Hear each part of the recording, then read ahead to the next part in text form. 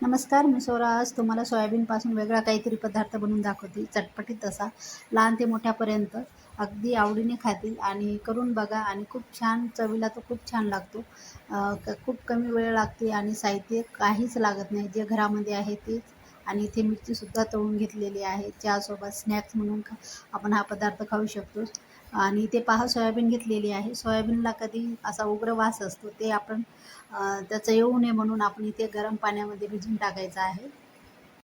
आणि सोयाबीन कधीही गरम पाण्यामध्येच भिजवायचं. आपण जर नॉर्मल पाण्यामध्ये भिजवला ना त्याचा वास जात नाही. गरम पाणी टाकलं म्हणजे त्याचा वास पण कमी होतो. आता 2 ग्लास पाणी टाकते आणि भिजून काहीच वेळ लागत नाही. गरम पाणी टाकलं तर खूप लवकर भिजल्या जातात. आता हे 2 ग्लास पाणी टाकलेलं आहे मी. आता हे छान खालीवर करून घेते आणि भिजायला ठेवते. आणि काय होतं, वास येत नाही गरम पाणी टाकलं म्हणजे. नॉर्मल पाणी टाकू नका, गरम पाण्याचाच इथे वापर करा. आता इथे झाकून ठेवलं होतं बघा, किती छान अशी फुगल्या गेलेली आहे सोयाबीन. सोयाबीन कधीही चांगल्या क्वालिटीचे घ्यायचे आहे आणि याच्यावरती असे फेससुद्धा येतात. आणि इथे पहा किती फुगून असे टम्म झालेले आहेत. आणि हे पाणी काढून घेतलेलं आहे आणि चांगल्या क्वालिटीचीच सोयाबीन वापरायची इथे. आता हे पाण्यामधून हे सोयाबीन अशी पिळून काढायचे हाताने असं प्रेशर देऊन. आता अगोदर थोडंसं चोळून घ्यायचे हातावर आणि हे असे दाबून सगळं पाणी झिरपून काढायचं आहे आणि पूर्ण असे कोरडे झाले पाहिजे. अशा प्रकारे हे करून घेते मी. आणि तुमच्याकडे वेळ असेल जास्त वेळ भिजत घालायला ठेवा, जेणेकरून सॉफ्ट होतात. बाकी काही नाही, कडकपणा त्यामध्ये राहत नाही. आणि इथे बघा किती फेस निघालेले आहे. असे निथळून घेतलेले आहे सोयाबीन. आता हे पाणी फेकून द्यायचं आहे आणि इथे पाहू शकता किती कोरडे झाले. आणि यामध्ये पाण्याचा अजिबात काहीच एकही थेंब ठेवलेला नाही आणि हे सहज तुटतात बघा. आता उग्र वास येऊ नये म्हणून काय करायचं आहे, अर्धा चमचा हळद, मीठ अगोदरच लावून याला चोळून ठेवायचं. चवीप्रमाणे मीठसुद्धा टाकलेलं आहे. हळद आणि मीठ याला लावून ठेवायचं आणि पूर्ण सोयाबीनला लागलं पाहिजे.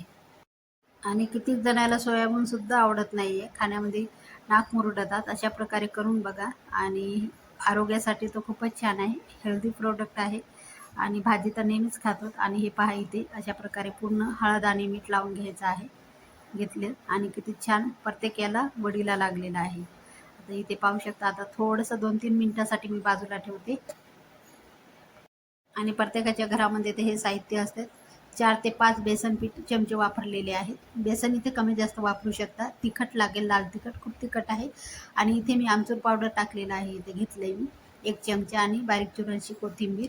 आता आमचूर जर पावडर नसेल तर कुठलाही एखादा मसाला टाका, घरामध्ये असते मॅगी मसाला, गरम मसाला, ते टाकून द्यायचं, काही हरकत नाही. आता हे बेसन टाकलेलं आहे मी.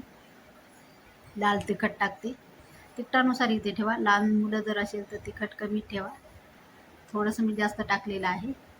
आता आमचूर पावडर हे छान आपल्याला टाकून घ्यायचं. कोथिंबीरसुद्धा बारीक चिरून घेतली. कढीपत्ता तुम्हाला बारीक चिरून टाकायचा असेल तर टाकू शकता. माझ्याकडे नव्हता त्याच्यामुळे मी टाकलेला नाही आहे. पण मला आवडतो, मी टाकलाच असता पण नव्हता माझ्याकडे. आता हे छान एकजीव करून घ्यायचं आहे. आणि हे मिक्स करून घेताना जास्त पाण्याचा वापर करायचा नाही. आता इथे शिपका मारून घेते पाण्याचा. आता हे झाले एकजीव. आता पाण्याचा शिपका मारून घ्यायचा आहे. एवढंच पाणी, पाण्याचा जास्त वापर करू नका. आणि इथे पहा किती पाणी वापरलं तेवढंच वापरा. आणि थोडंसं जास्त वापरलं तरी चालेल, पण थोडंसं बेसन जास्त असू द्या. मग पाणी जर जास्त झालं तर. आता हे छान कोटिंग करून घेते मी. प्रत्येक वडीला हे सगळं साहित्य लागलं पाहिजे. आता त्यानंतर टाकायचं आहे आपल्याला आलं लसणाची पेस्ट. आता तुम्ही म्हणसाल की अगोदर का नाही टाकलं, तसं नाही आहे. कारण हे थोडंसं मिक्स जाते, कठीण जाते प्रत्येक वडीला लागायला मसाले, त्याच्यामुळं बेसन पूर्ण लागलं पाहिजे. आता टाकते मी आलं लसणाची पेस्ट टाकते 1 चमचा.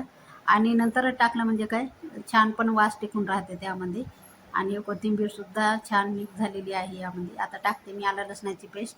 तर आलं लसणाची पेस्ट नक्कीच टाका. आणि आता छान एकजीव करून घ्यायचा आहे आणि आपल्याला नंतर तळायला घ्यायचं. शेवटी टाकायचं, जर तुम्हाला अगोदर टाकायचे असेल तर अगोदरही टाकू शकता.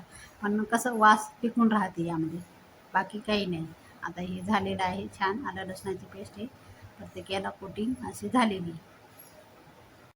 आपण ते चिकनचे 65 वगैरे बरेच खातो, तर पण आपण सोयाबीनचे आज खाणार आहोत. तुम्ही याला काय नाव द्यायचे देऊ शकता, पकोडेसुद्धा बोलू शकतो आपण.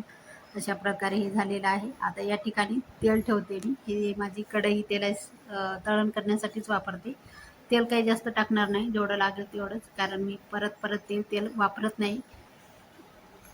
आणि हे तेल गरम झालेलं आहे. तेल कडकच गरम करून घ्यायचं आहे.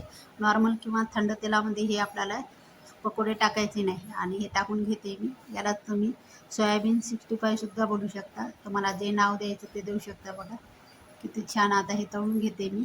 आणि लगेच टर्न वगैरे काही करायचं नाही. अर्धा मिनिटभर असे तळून घ्यायचे छान. आणि ब्राऊन कलर येईपर्यंत असे सोनेरी कलर येईपर्यंत तळून घेते. गॅस मिडियमला ठेवलेला आहे. आता टर्न करून घेते बघा. आणि जेवढे बसतील तेवढे टाकायचे कढईमध्ये. आणि कशाला हॉटेलमध्ये वगैरे मुलं जर हट्टी करत असेल तर हा पदार्थ करून द्या, खायला घाला. तिखट थोडंसं कमी टाका. आता हे झालेले आहेत, काढून घेते मी. इथपर्यंत असे तळून घ्यायचे. आणि ते पाहू शकता बघा किती छान दिसते. पूर्ण तेल काढून घ्यायचं. आणि ते पहा. आणि हे सोयाबीनचे पकोडे अख्खे असे गरमागरम खाल्ले तरी खूप छान लागतात. चटण्या वगैरे काहीच गरज नाही, सॉसची पण गरज नाही. आता हे राहिलेले मी अशाच प्रकारे तळून घेते. लहान मुलं कधी कधी हट्ट करतात काहीतरी चटपटीत खाण्यासाठी. सोयाबीन तर घरामध्ये असते, त्याच्यामुळं हा पदार्थ नक्कीच खाऊ घाला त्यांना. मोठे तर आवडीनंच खातील, पण मुलेसुद्धा पण नाक जेव्हा कंटाळा करतात काही गोष्टी खाण्यासाठी, तर नक्कीच हा पदार्थ करून खाऊ घाला. आणि ते पहा अशा प्रकारे मस्त तळून घेतलेले आहेत मी. मला तर असेच आवडतात, मी अख्खे असेच खाते. अशा प्रकारे हे झालेले आहेत. आता मी इथे हिरवी मिरची घेतलेली आहे, आतून कट मारून घ्यायचा. अख्ख्या मिरच्या कधीही तेलात टाकायच्या नाही, जेणेकरून फुटल्या अंगावर येण्याची शक्यता असते. गॅस मी कमीला ठेवलेला आहे, मिडियमला. आणि हे चीर आतून मारून घेतले. आता हे छान अशा तळून घ्यायच्या. आणि घरामध्ये पकोडे वगैरे असे काही केले तर त्यासोबत कोणाला मिरचीसुद्धा आवडते तळलेली. आणि इथपर्यंत अशी मिरची तळून घ्यायची आहे, जेणेकरून हे अशाच थोड्याशा साईजला कमी होतात, असे तळल्या जातात छान. कधीही चीर मारून घ्यायची नाही, त्या अंगावर येतात ह्या मिरच्या. आणि गरम मिरची असतानाच आपल्याला हे मीठ टाकून घ्यायचं.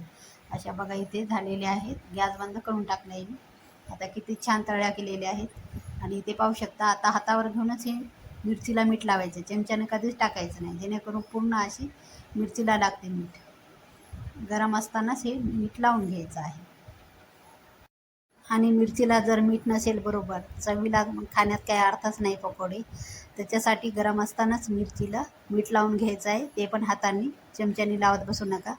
छान अशी चोळून घ्यायची. आणि इथे पाहू शकता हा पदार्थ चिकन 65ला सुद्धा मागे टाकू शकता. हा पदार्थ नक्कीच आवडेल तुम्हाला, लहान मोठ्यांना. आणि मधल्या वेळेत खाण्यासाठी आणि दिवसभरसुद्धा हा पदार्थ असाच राहतो खाण्यासाठी. नक्कीच आवडला असेल तर लाईक करा, शेअर करा, कमेंट करा, सबस्क्राईब करायला विसरू नका चॅनलला नवीन असाल तर. भेटूया एका नवीन व्हिडिओमध्ये. तोपर्यंत धन्यवाद.